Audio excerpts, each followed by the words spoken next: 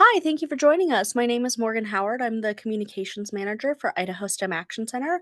I am joined today by Josh Duersch from College of Eastern Idaho to talk about cybersecurity. Josh, could you introduce yourself, please? Yeah, I'm Josh Duersch. I am the Cybersecurity and Technology Department Chair at the College of Eastern Idaho. Awesome. Thank you so much for joining us today. Tell me a little bit about your current position and the training and job experience that led you to this position. Um, okay, I am an iTech graduate from back in 2006. Mhm. So I came through the old computer network technology program. That program has been updated over the years, and it's now our IT services program, which is our second year specialization for our general foundational program for both the IT program and our cybersecurity programs. So they actually share the same first year, and then one of them splits off into cloud technology and administration, and one of them goes off into cybersecurity. So I came through that original program years ago. Um, got a lot of industry certifications before starting and had some internet service provider background and consulting background and help desk and a bunch of other places over the years.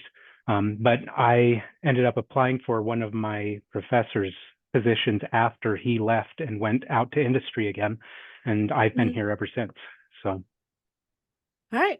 Well, glad you're here, and I'm glad you could join us here today. Today, we're talking about cybersecurity this month specifically because it is both National Cybersecurity Awareness Month and it is Cybersecurity Awareness Month in Idaho. So we're celebrating that together.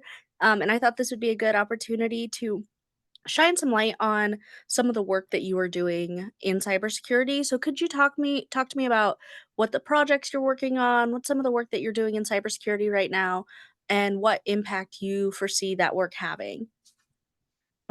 so our biggest thing, well, our most recent thing in our for CEI is that we are a national center of academic excellence with the NSA administers that program. And Mhm, so we are a CAE CD, so that's cybersecurity defense.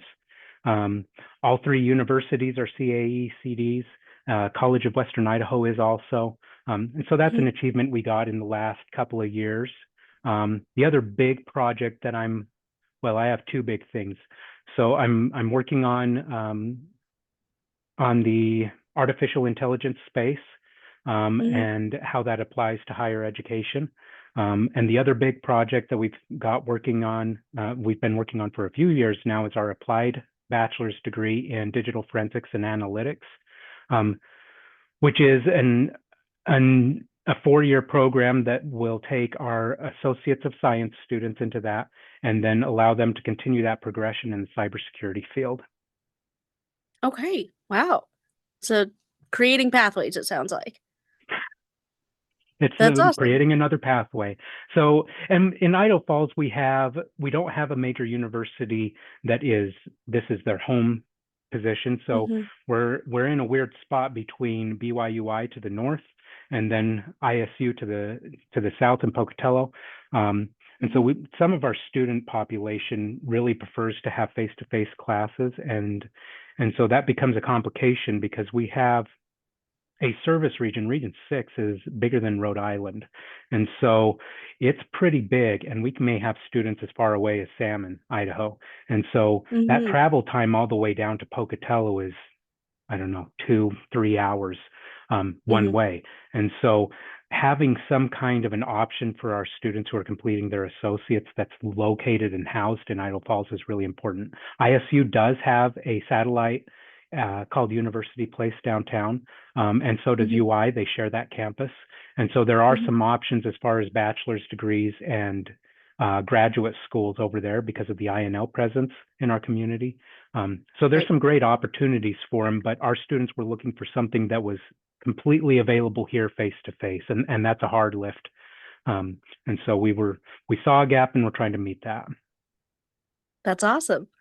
Can you talk to me a little bit about how, people like me, so I'm not a computer science professional, I work in communications, so how do people like me how does cybersecurity affect our lives, both in, the really obvious ways and in more subtle ways that like I might not think about as I am driving to work and coming and doing my job and going and getting groceries and moving through my life.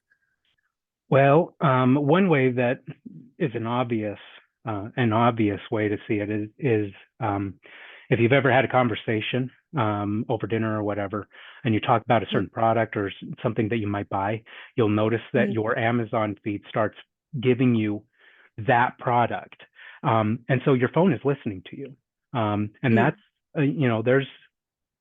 there's dispute about where the lines are in the privacy there, but that's just an mhm, obvious example. It's almost spooky from time to time how much the devices are picking up and how much your footprint when you are out on the internet goes everywhere.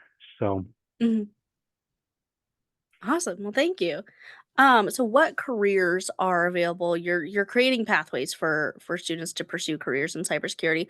What are some of those careers that are available? What kind of training do people need to pursue a career in cybersecurity?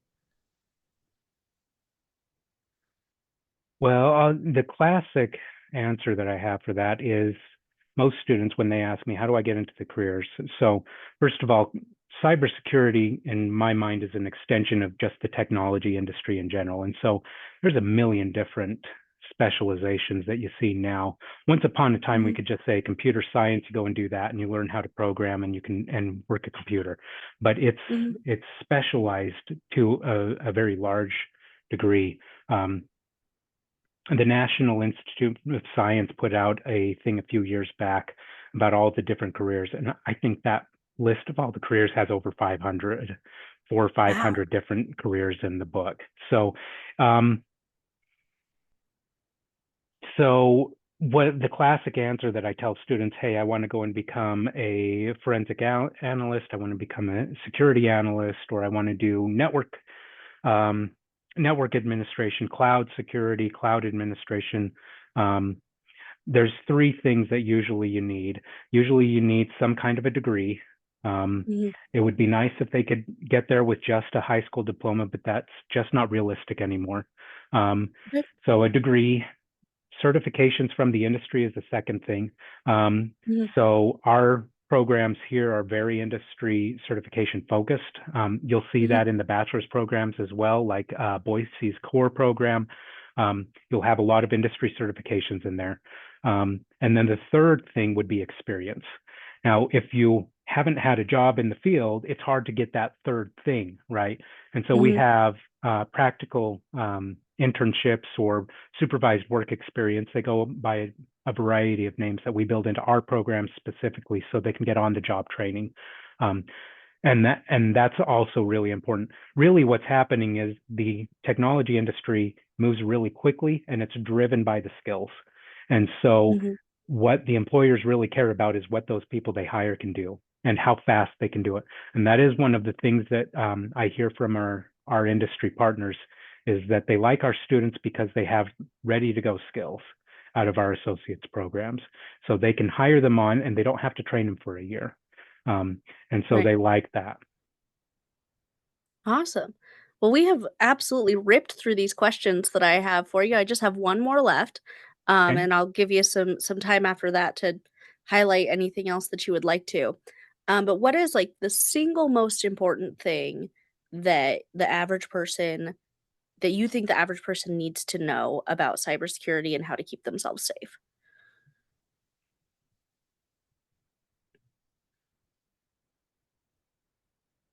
That's a very difficult question. It's a stumper, right? Um, be willing to work. Be willing to work. All right. Yeah. So, and what I mean by that is you have to be willing to investigate what the technology you're working with does, what it's Mhm. for, what the implications are. Mhm. Where you've probably seen it, you go and download an app on your phone, and there is a Mhm. little user agreement there, and that's Mhm. like a contract, and it says Mhm. what the company can do with your use and what you're agreeing to them doing with that. And it's a little bit of work to go through and to actually read what it says in there. Most people Mhm. skip it, but really you should be putting in the effort into knowing what this software does. Do the research, put in the effort. And that goes a really long way. Um, Now, if we were talking about identity theft in particular, I would say put a freeze on all your reporting agencies. Just do it. Lock them up. Okay. Um, so, Talk to me a little bit more about that. well, you can lock your credit reports so that Experian won't start a new line of credit. They won't allow that person to go and do Oh. that lookup. And I would say just universally, if you want to avoid paying for a monthly service, freeze the Mhm. credit reports. Just do that as a stopgap measure so that somebody can't go and start a line of credit in somebody's name. Um, the Okay. Just to give you an example, in the last 3 years, me or Mhm. an immediate family member has been subject to, I want to say, 5 different data breaches where Wow. names, birthdays, personal information, all that stuff was lost. Um, Mhm. Public sector, private sector, you name it. The college, if you're a college student with a degree, the clearinghouse for the universities was compromised. So just about everybody got compromised. So, Mhm. but doing that as a stopgap measure, just so that you don't have ID theft happening, that's a big one. So be vigilant all the time. That is very good advice. I had not thought about that. I'm gonna look up how to do that, once we get off this call. One-on-one with each of the 3 agencies. If you do a service, you can have a service do it, but you'll pay like 40, $70 a month for it. So Ooh. there's a cost attached, but Yeah. Alright. Well, is there anything else that you would like to talk about? I wanted to give you some space to talk about the work that you're doing, about your projects, about anything that you would like to talk about, and get out there. so we're doing that digital forensics and analytics. It's an Mhm. interdisciplinary, so it's focused on the cybersecurity forensics. But as Mhm. part of that is the data analytics that comes along with it. Um, and in that analytics space, we're seeing a lot of development with AI and machine Mhm. learning. And so there's going to be that in that program along with that cybersecurity. So most of the classes that I've seen, we've had people with the INL, some volunteers help develop that course, the courses Mhm. in that program. And so, but all of those volunteers that I've seen, almost all of those courses have some kind of an AI element in it and how that applies to cybersecurity. So Mhm. working smarter, not working harder, that kind of idea. Right. And I mentioned that CAE program that we have. Our cybersecurity is a CAE CD program of Mhm. study. And once we have all of the qualifications, you have some certain qualifications for a program, we're going to try to get that for our bachelor's program as well. So we'll try and get that set up with that NSA DHS credential as well. So And if someone wanted to just, like, take a look at all of these programs, where would they wanna go go to the to college's website, cei.edu, and then you can go into the catalog in there, and there's an actual area there that's just the cybersecurity and technology department. And then we have our digital media program, the IT program, and the cybersecurity program. And then in the next year, that DFA bachelor's program will go online next fall. So we'll have that go into the website and the catalog in our next catalog cycle. Alright. Well, wonderful. Josh, thank you so much for joining me today. I'll let you You're go. welcome. Thank you. Thanks so much.